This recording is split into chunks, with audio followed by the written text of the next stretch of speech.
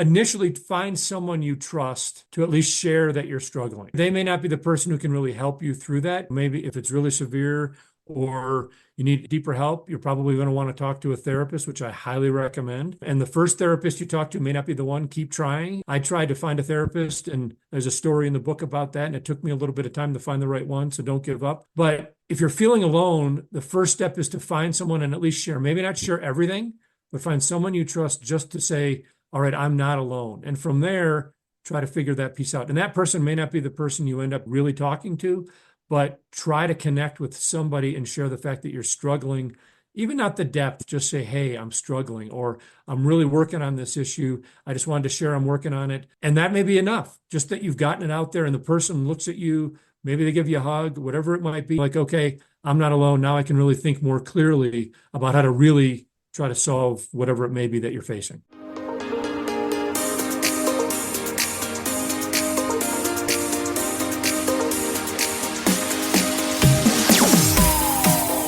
Mental health champions, it's a new week, so you know we have a new show for you. Welcome back to A Mental Health Break. My name is Vincent A. Lancy, and we have Stephen here today who has a lot to share. He's got an awesome book. Be sure to stay tuned for that Writing with Authors interview. But what does he touch on in the book, in his life? From childhood abuse survivor to accomplished law firm partner. He developed this fear dynamics techniques to overcome trauma, and we're going to start with that.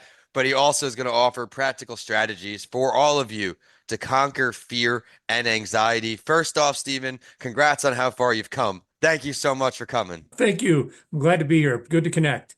Likewise. And this is where I try to give back to our guests through authentic stories and experiences, helping make this show the #1 podcast for mental health advocates. I gave a tease to what Stephen will be talking about today. I'd love to start from wherever you feel comfortable. Overcoming child abuse. Walk us through this. Well, not to get into too much detail, but only because we want to talk about the actual positive recovery side of it. But the abuse side of it is, and the short version is, I was sexually abused by my father, and my mother was an alcoholic. We had a very interesting dynamic in our family in growing up, and a lot of what I learned to survive as a child, as I like to call it, the little guy. He comes up in the book a couple times, but those techniques, those adaptations, for me, it was really regression. It was really shutting down, disconnecting, sort of staying away from the world. I thankfully, how I don't know, did not sort of turn towards some other vices to kind of dull that particular pain or whatever it might be. So mine was really shutting down as opposed to maybe alcohol or drugs or other kind of abusive behavior. But the behaviors then as a child worked. But as I really worked through and became an adult, well into my adulthood, I was in the late 30s when my wife said, look, this just isn't working. And we had a son at the time who was 5 or 6 years old. And I was getting more and more distant from her, more and more distant from my son. I'd vowed, hey, I'm not going to be the father I was to my son, which I wasn't, and I'm not,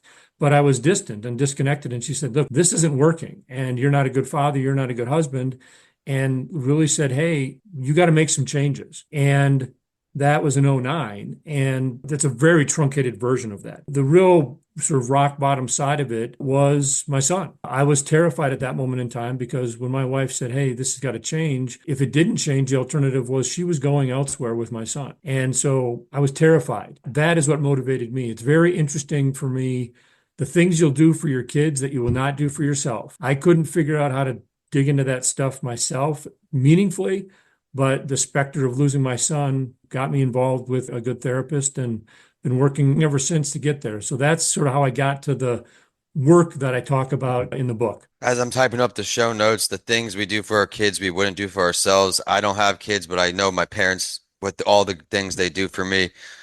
Again, congratulations on seeing that moment and not going the other way. You took that moment and you ran forward, now inspiring other people in this situation. Is this what led to the book? It ultimately did, because as I went through the work and realized I changed the way that I experienced the world. For a long time, I woke up every day and I thought it was normal that everyone must have woken up this way with my heart racing, feeling anxious for no reason whatsoever. And so as I started and worked on myself beginning in '09, I realized this is meaningful because my life itself didn't change. And I think that's a real powerful theme in the book, that I didn't go to Nepal and hike up a mountain. I didn't blow up my life. I'm still a lawyer. I'm still married to the same woman, but the way I experience the world, so different. And I was like, look, I've got to figure out a way to share this. Because as I was growing up, I didn't really have a role model of, hey, how do you deal with this? Or can you even be successful in life with these issues and then the anxiety and other aspects that are out there? And so I really felt, I'll almost say a calling to say, I've got to figure out a way to share this.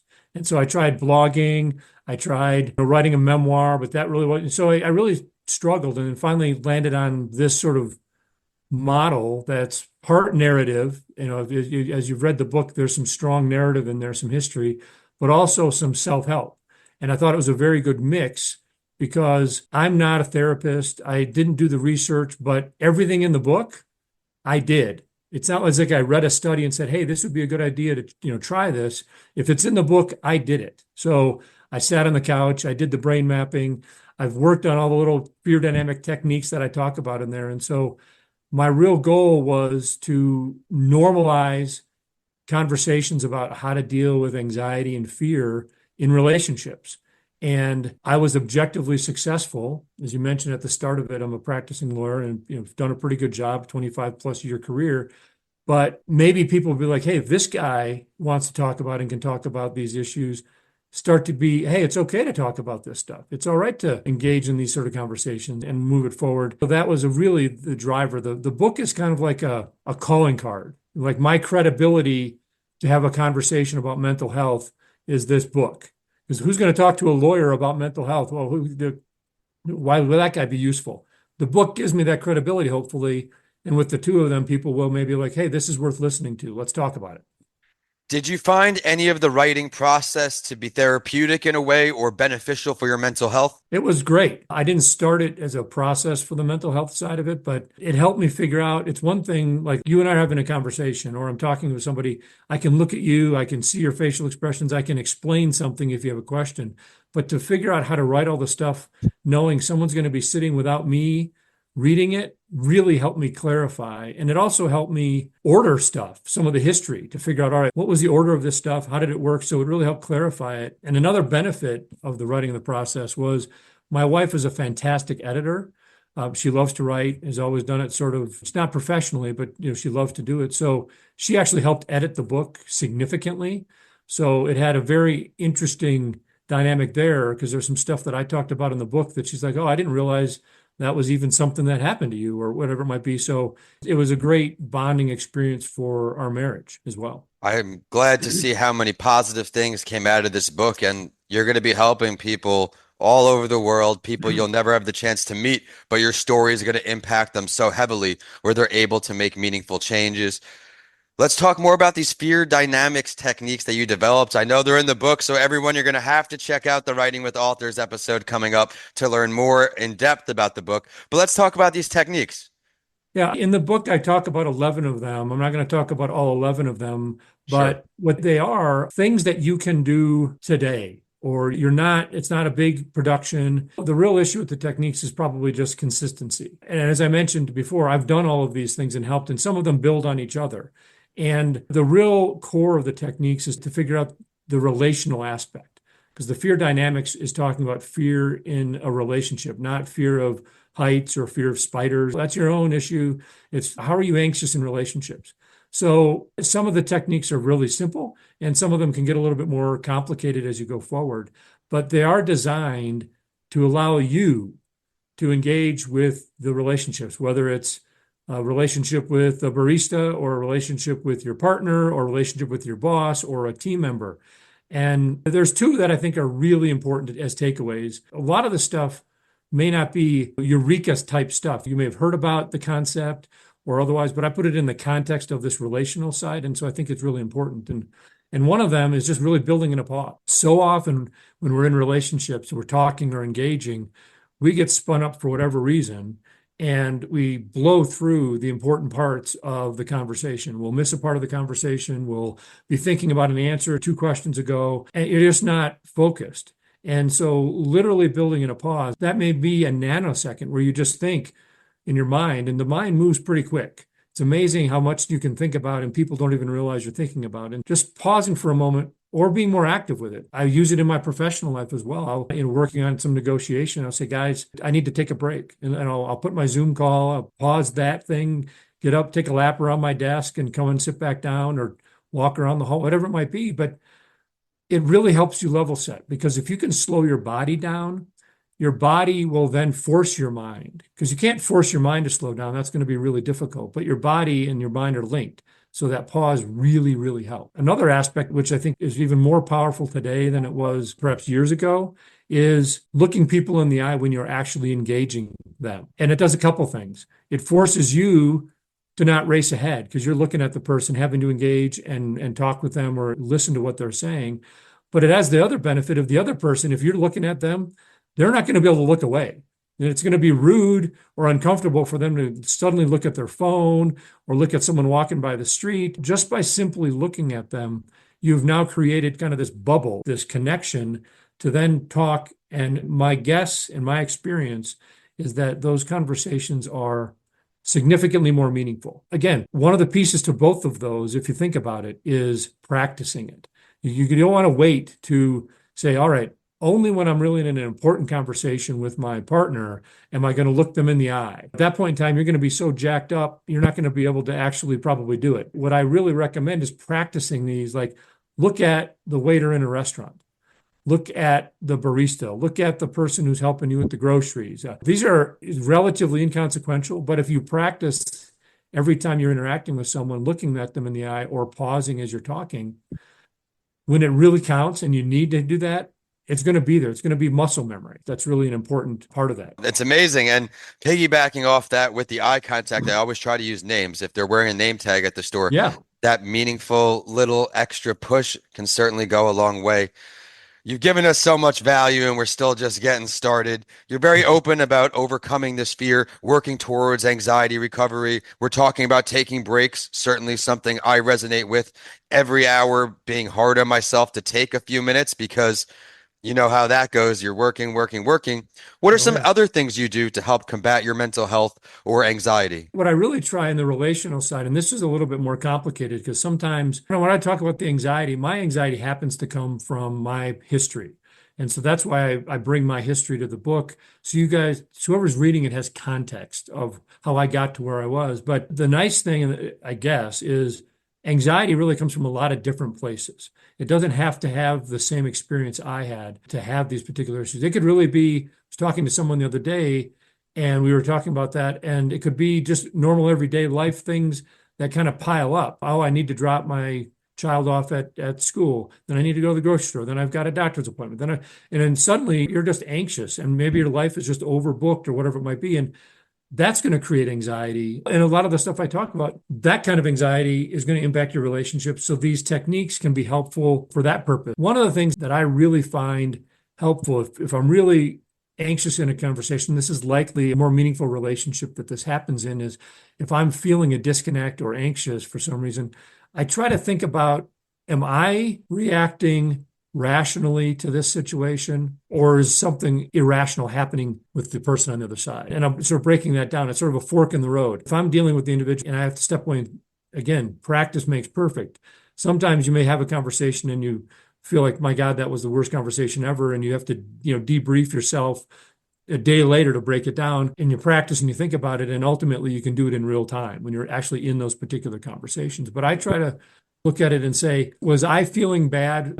For example, when I'm working with a client, was I feeling bad because I had actually made a mistake? I drafted something wrong, or I sent the wrong email, or did something, and the client is reasonably upset with, and we're having a conversation about something and I feel bad, and therefore I feel anxious and all those things, but it's because I'd made a mistake and we're having a conversation about that. That is a rational engagement at that point of it. And that's like, okay, the other person in this conversation is acting rationally, and therefore I need to deal with it and move on down the path, and that's my issue.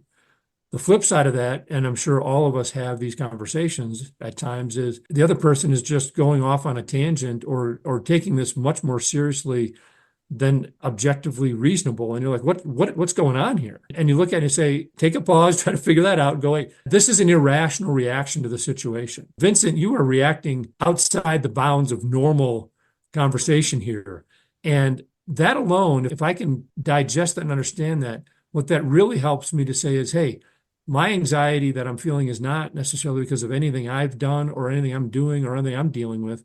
This other person is really an irrational actor. I don't need to know why they are, but it's extraordinarily helpful to say, it's you, not me. The flip of the Seinfeld, it's me, not you, but it's you. And I don't have to solve it, but it really helps me figure out, okay, now I just have to deal with what's happening. I can calm myself down.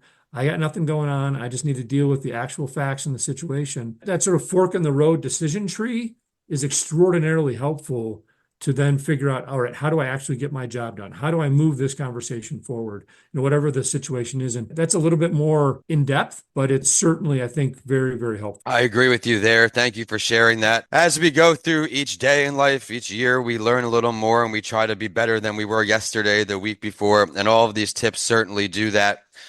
In the law field, especially, I can imagine the workload building up and that stress coming and coming and coming. Other than the breaks, do you have any other recommendations for people in high intense jobs, these pressure-filled days where they can help take their stress down a bit? I think what happens, and part of what's fascinating to me is I did some of the work and got deeper into it and thought about how can I talk about this and where does the book go is the impact that anxiety has in business. And I thought, that's an interesting take. There's not a lot of people that are talking about fear and anxiety in the business world. And I couldn't find it. And I thought it was an interesting lens to kind of look at this stuff with and thought other people would find it interesting as well. To your point, almost all of business. I mean, obviously there are remote working and there's some people that don't interact with people, but the vast number of people in some way, shape, or form interact with people a lot in their jobs. This, I think, is really apropos.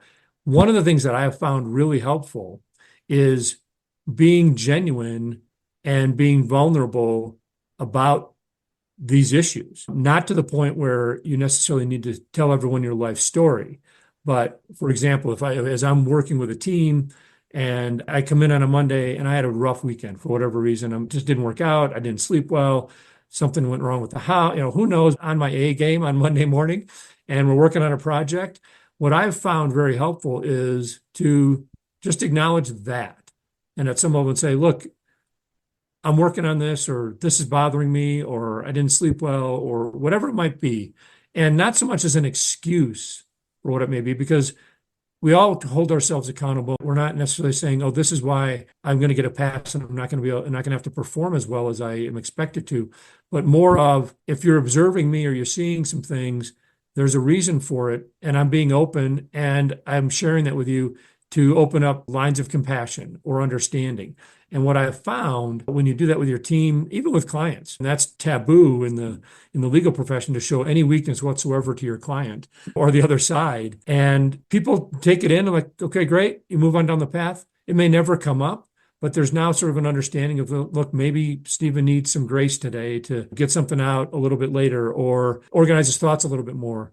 But what I've found is other people then will be comfortable saying, hey, I'm having a tough day today of doing something, or I've got this coming up, or larger things, hey, someone in my family died and it's going to likely impact, me for the next couple of weeks. Whatever that may be, that vulnerability that emotions actually impact our lives, I think is extraordinarily powerful. And that vulnerability may be difficult to do, but if you're the person who puts the olive branch out there, it's going to come back. Your return on investment for that with your team and your clients or the people you're working with is going to be, I think, massive in my experience, and just help on a lot of different levels.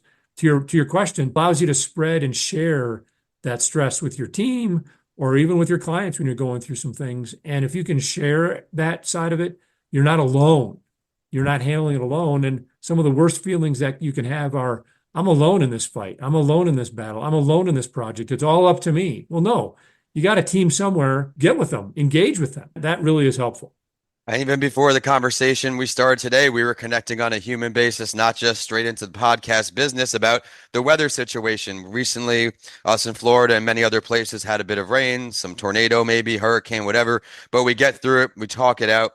This has been a lights out show. Before we get your contact info, where to find your book, if you have advice for someone who is struggling today, feels like they maybe are alone on this journey, what's one piece of advice you can give them? I think try initially find someone you trust to at least share that you're struggling. They may not be the person who can really help you through that. If it's really severe or you need deeper help, you're probably going to want to talk to a therapist, which I highly recommend. And the first therapist you talk to may not be the one. Keep trying. I tried to find a therapist, and there's a story in the book about that, and it took me a little bit of time to find the right one, so don't give up. But if you're feeling alone, the first step is to find someone and at least share. Maybe not share everything, but find someone you trust just to say, all right, I'm not alone. And from there, try to figure that piece out. And that person may not be the person you end up really talking to, but try to connect with somebody and share the fact that you're struggling, even not the depth, just say, hey, I'm struggling, or I'm really working on this issue. I just wanted to share I'm working on it. And that may be enough, just that you've gotten it out there and the person looks at you, maybe they give you a hug, whatever it might be, and you're like, okay, I'm not alone. Now I can really think more clearly about how to really try to solve whatever it may be that you're facing.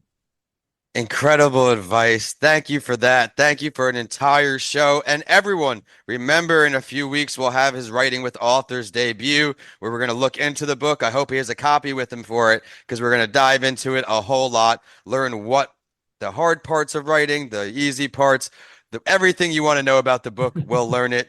Where can we find you online, Stephen? Online, it's stephenjdietrich.com. Or you can also find me on Instagram at author Stephen Dietrich. Also on LinkedIn. I've got a fairly robust because of my business presence there. And the Yeah. book, search for Fear Dynamics on Amazon, and it'll pop right up. Thank you for sharing that, everyone. If the story resonated with you today, please reach out to Stephen. Please go check out his book, because it is all there to help. The show is at A Mental Health Break on all podcast platforms, all social media platforms. Please show us some love and subscribe. Leave a review for today's amazing guest as well. This show is brought to you by Coming Alive Podcast Production. Head to the link in bio to learn more about getting your show started. But with that, we are signing off today on another awesome recording. Stephen, thank you so much. Thank you. I enjoyed it. Thank you again, and all the mental health champions out there all over the world. Thank you for tuning in, and we'll see you next week.